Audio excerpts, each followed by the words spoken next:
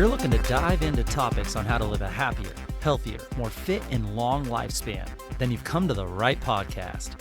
Livin the Dream with me, Coach Damian Evans. Together, we will explore the topics on all things health, fitness, and wellness. Together, we will be lifelong learners on this journey to living the ultimate dream. What up, Dream Team? Coach D here coming at you from beautiful sunny San Diego, and welcome back to the Livin the Dream podcast. We're going to kickstart this week with the right mindset to conquer your goals and to live your dream life. And today, I want to give you a tool set that can change the way that people experience you in every room that you walk into. Let me ask you something. Have you ever walked into a room and just shrunk? You didn't say anything, but it already felt like you just didn't belong, like someone else just owned the space that you were in. Now, flip that. Have you ever watched someone walk into a room, not loud, not flashy, but the energy in the room just shifted, like everyone turned toward them without even knowing why? That's not luck. That's not just charisma. What that is that's frame control. Frame control. The invisible game that you are always playing, whether you know it or not. Here's the truth. Most people don't realize every time that you enter a room, a silent negotiation begins.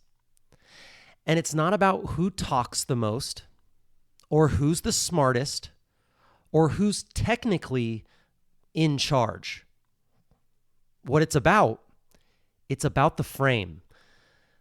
But let's go deeper. What is the frame? What is the frame really? A frame is the mental lens that people use to interpret a situation. The mental lens that people use to interpret a situation. It answers questions like, who has the power right now? What are the rules here in this moment? What matters in this moment? And maybe most importantly, where do I fit into all of this? But this lens, it wasn't randomly assigned. It's something that you've been building your entire life. Psychologist Aaron Beck, the father of cognitive therapy, he taught us that we don't see the world as it is. We see the world through our schemas, our mental models built from our experiences. We don't see the world as it is. We see the world through our schemas. Every past interaction, every past belief, fear, win, loss, every past trauma and triumph, it's all being stitched into your brain's narrative engine, constantly shaping how you frame new situations. Your frame is like the operating system of your reality. It's invisible to you, but it's running the show. And here's where it gets even more wild. Philosopher Immanuel Kant argued that we never actually experience the quote-unquote thing in itself. We never actually experience the thing in itself. We only experience reality filtered through the mental structures that we've built. Your mind isn't just observing the world. It is constructing your world.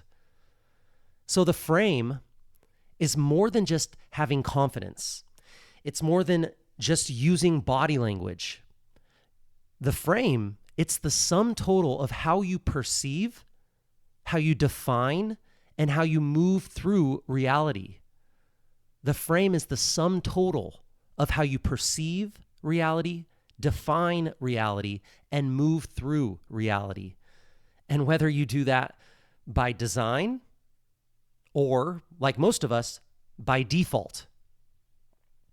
That's why every room that you walk into, you are either creating the frame, which means that you're influencing the lens that others are seeing their reality through, or you're stepping into someone else's frame.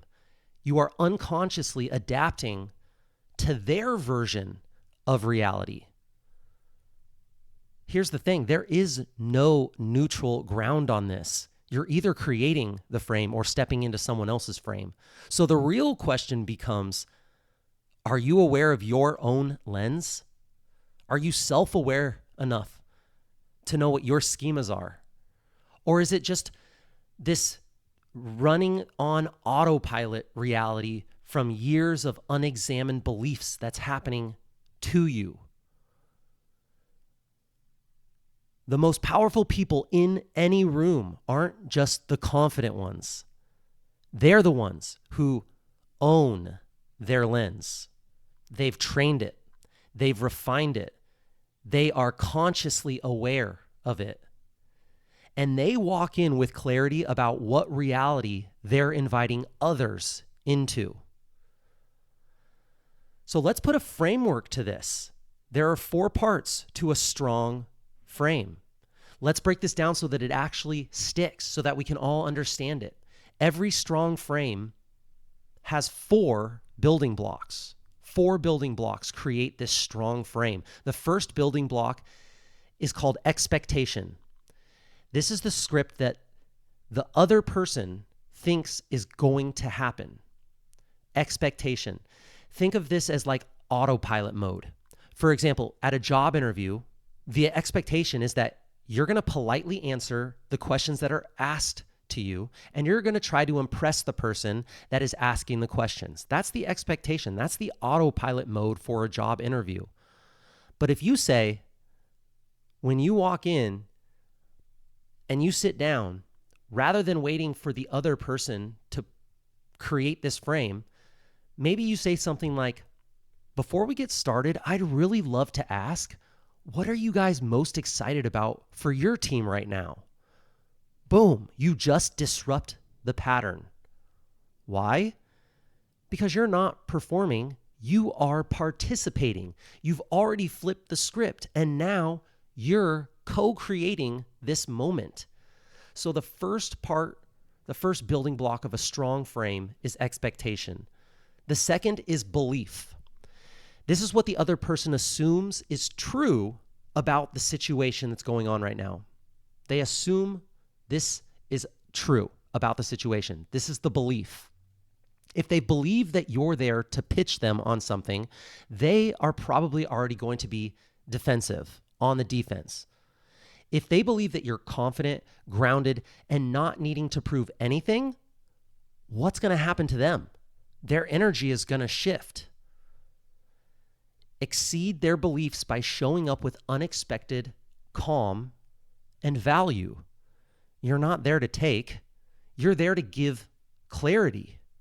For example, in a sales meeting, if you are trying to be in a meeting with a bunch of salespeople, instead of saying, let me show you our services. I want to show you our services. I want you to buy what I have to sell. Instead of you saying, let me show you our services, you say, I'm not even sure if this is really a good fit. So let's figure out if this is a good fit for both of us. And let's figure that out together. You already break the belief that you're there to convince them to sell them something. And now you're both on the same team. You're both trying to see if this is a good fit. The second building block of a strong frame is belief, expectation, belief. The third is perception. This is the story that they're telling themselves about who you are. This is their first impression of you, the story that they're telling themselves. In a boardroom, someone may think, I'm the smartest person here, or I have the most power here. That's cool. Don't challenge that. Just act like their status isn't the point. Your stillness says, I'm not here to impress. I'm here to be useful. And this subtle shift makes them recalibrate. The new story becomes, this person isn't playing the usual game. Their perception has been switched. That is the third building block of a strong frame. We have expectation, we have belief, we have perception, and now the final building block is definition. This is the hardest part to shift. It's their defined role for you. If it's a boss, a subordinate, a rookie, an expert, this is their defined role for you. You have to change this building block last. But once you disrupt their expectation, once you disrupt their belief and their perception, then the definition softens.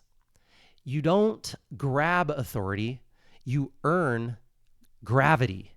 Think of a coach who walks into a really chaotic locker room and calmly says, "Team, here is what I see." Everyone's going to stop because definition isn't declared, it's absorbed. And when you embody all four parts, all four building blocks here, people are going to respond automatically, whether they know it or not. How do we shift the frame? Let's walk through tools you can use with real world context here. The first is pattern interrupt. So like we talked about, the first building block was expectation. How do we interrupt the pattern for that? This is about breaking the autopilot script. You're in a meeting with a new client. They expect you to pitch. You say, "You know what? Let's not do the usual intro call. You know what I'd like to do? I'd love to hear what's most urgent for you this week." Why does that work? Because it snaps their brain out of this passive role, and you earn their attention by shifting the pace, and you interrupt the pattern. Next, you quietly reframe. You don't want to correct someone. You just tilt their lens. So you're with a coworker and the coworker says, "This always happens. The system is a mess." Well, you could just say, "No, it's not. This is how you do it. This is the way it's supposed to work. It doesn't always happen this way." But instead, you don't correct them. You tilt their lens. A coworker says, "This always happens. This system is a mess." You say, "Man, yeah, that is frustrating." And what I've seen is that the systems, they tend to reflect the people who are running them. So maybe that means that we actually have some leverage here and we can control this.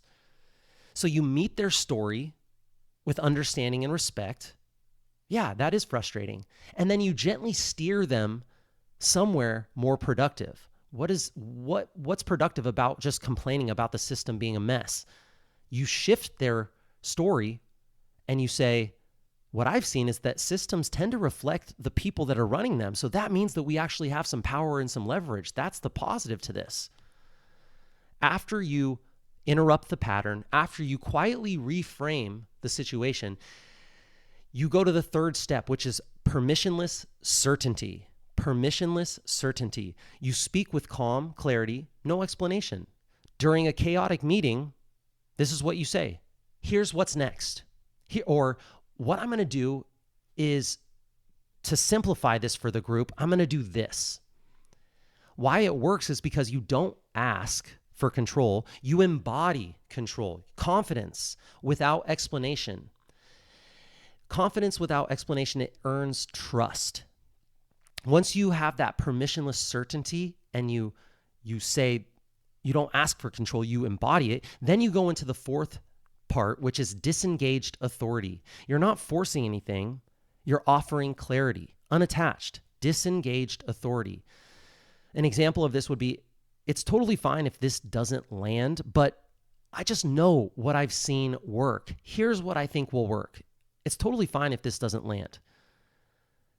Why that works is the person who needs the outcome the least often leads the most on this one. There are some really good drills that you can do here. So you know that there's a frame. You know that either you're creating the frame or you're stepping into someone else's. When you are stepping into someone else's, you have these tools that you can use to kind of shift the frame more towards what you're looking for. And some tools that can really help you with this are a few things. There's one, eye contact. The eye contact drill is really powerful here. I've heard a lot of experts talk about this. What do? Well, you hold your eye contact just a little bit longer than usual without smiling or without apologizing, not to a point where it's weird. If it feels intense, this isn't going to land. If it feels forced, it's not going to land. But just hold your eye contact just 1 to 2 seconds, moments longer than usual. It signals to your nervous system that I'm safe here. I'm in control. The message becomes, I don't chase approval. I bring presence. And if you struggle with this, you're not alone. This is kind of a weird one. It's kind of a little bit challenging for some people that are not used to it. If it feels too intense, first practice in the mirror. Just practice in the mirror on yourself. Eye contact is a learned tolerance, and there is a balance between too much and not enough. The second thing is to reclaim the pause. This is something that I have a really hard time with. I still do on the podcast. I have it when I'm in conversations with people when things are starting to get a little bit heated. What do you do to reclaim the pause? Well, when you're interrupted, keep speaking at the same pace, the same tone, the same calm energy. A lot of people do try to jump in and fight for space. Well, you don't need to fight for space. You own it by not flinching, and it rewires your self-confidence and your self-leadership. You can practice by reading something out loud while having a little bit of background noise like the TV or something on. You can train your calm rhythm in this way. When interrupted, a lot of times people will stop, shut down, let the other person overpower them. And other times it'll just turn into a yelling match. Each person will start getting louder and louder and louder and talking over each other. You don't need to go to that length. You just need to keep speaking at the same pace, the same tone, the same calm energy until you finished your point. Then you stop and you let them go, knowing that you're not going to let that interruption affect how you show up and how you express what you're trying to express. So we have the eye contact drill, we have the reclaiming the pause, and then we have the social gravity test. What to do in a group setting, try saying a little bit less. And then when you do speak, try to be slow, clear, and specific. So saying less, but making the things that you say impact more. People are drawn to those who don't overcompensate. Gravity isn't loud, it's dense. Gravity is a force of nature because it is dense. It is not loud. So if you struggle with saying less and having the things that you say be more impactful, maybe prep 1 to 2 anchor phrases here that feel natural. The thing that works for me is I like to say, you know, that's interesting. Let me offer something here. Or that's really interesting. Let me tell you how I see this. Or let me tell you another way that we can maybe look at this. Social gravity test. Say less. Be slow, clear, and specific when you do speak. A fourth thing that you can do, a fourth tool that you can do to help with this framing situation is to conflict reframe. Replace arguing with phrases like, I can see how you'd view that if it was that way. Would you be open to seeing it from another angle rather than just automatically butting heads and saying that's not right? Replace it. Replace any arguing with this phrase. I can actually see how you'd view it that way. Would you be open to another angle? This validates someone's lens. It lowers their guard. It's kind of like judo. It's not boxing. So write a phrase down that and use it often. Write a phrase down that you think would work and use it often until it becomes muscle memory and it feels right and it feels comfortable. And then the last one here, presence in stillness. Practice complete stillness during a conversation. There's a difference between active listening and complete stillness. So I love active listening. I love to be able to sit there, eye contact, nodding, rephrasing what the person said. But there is something to be said about practicing complete stillness. No nodding, no shifting, no reacting. Why does that work? Because this stillness signals control, self-control, control of your emotions, control of the situation that's happening. It's nonverbal confidence. People relax when you're unshakable. So try sitting still for 60 seconds while listening to someone vent. Don't fix, just hold space. See if you can practice these tools and see if you can implement them into your daily situations with people and see how the frames might be changing for you, and really just have awareness of the changes that work over time.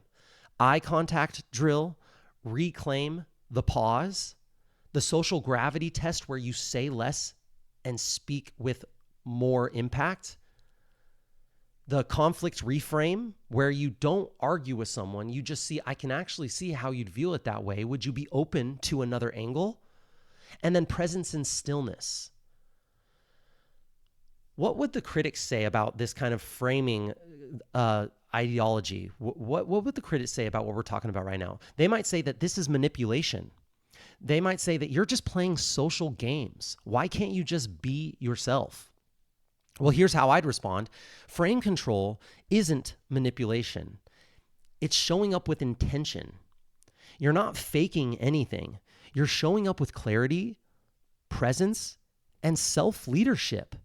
And in a distracted, reactive world, being grounded is really rare. A lot of people just want to follow. A lot of people just want to live in their own little bubble, believe their own values and the things that are being sent to them through their own tiny little network. In a distracted, reactive world, being grounded is rare. It's valuable. It's what people are starving for. And this isn't about dominating others either. It's about taking full ownership of your own energy so that you're not this ping pong ball for everyone else's chaos. And if you just want to just be yourself, this is the truest version of that. A self that isn't shaped by insecurity, noise, distraction, not living the life that someone else says I should live. Frame control is not a mask. It's a mirror for your highest self. The real shift isn't when you use a strong frame. It's when you live inside of a strong frame. Let me say that again. The real shift isn't when you use a strong frame. It's when you live inside of one. It's when your beliefs are stronger than their doubts. It's when your silence is louder than their pitch. It's when your presence leads the room before you even say a word. Again, this is not about controlling others. It's about commanding yourself. So next time you walk into a room, maybe think about stop chasing validation. Be the one who doesn't move, and you'll be the one who moves everyone else. And at the end of the day, this isn't about clever lines or tricks or hacks. It's about who you are when you're not trying. And here's the good news. You can train this. You should train this by leaning a little bit into discomfort, by showing up with grounded stillness, and by holding your line with calm conviction. If you do that enough times, people will notice and people will follow. Not because you demanded it, but because they feel safer when you lead. So remember, you don't have to be the loudest voice to have the strongest presence. You just need to believe in your frame more than the world believes in its distractions. Stay calm, stay grounded, and as always, keep living your dream. And that's it, my friends. Thank you so much for joining me on this Mindset Monday episode of the Livin the Dream podcast. Please share the knowledge that you gain with your friends and family and hold each other accountable.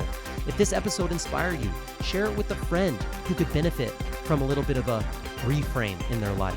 To support this podcast and help it grow, please subscribe on whatever platform you're listening to this podcast on, and definitely leave a review telling others how this podcast benefited you. Leave a comment on this episode, letting me know how you're incorporating your frame tools. And this is really a non-cost way to help get this important wellness content into more people's ears. Tag me at livingthedream_podcast or at Coach Damien_SD and let us know how this episode benefited you. Let us know what we missed. Let us know what we got wrong. We do want to know. Message us if you have any suggestions or tips that would help your Livin the Dream team that we can discuss in future episodes. I will be right here with you working on making us stronger, happier, and healthier humans. Until next time, friends, keep living the dream.